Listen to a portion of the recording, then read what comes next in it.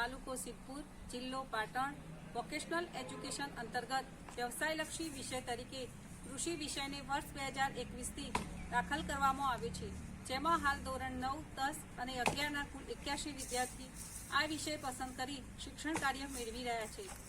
vocational education અંતર્ગત આ વિદ્યાર્થીઓને ફિલ્ડ વિઝિટ, ટેસ્ટ લેક્ચર,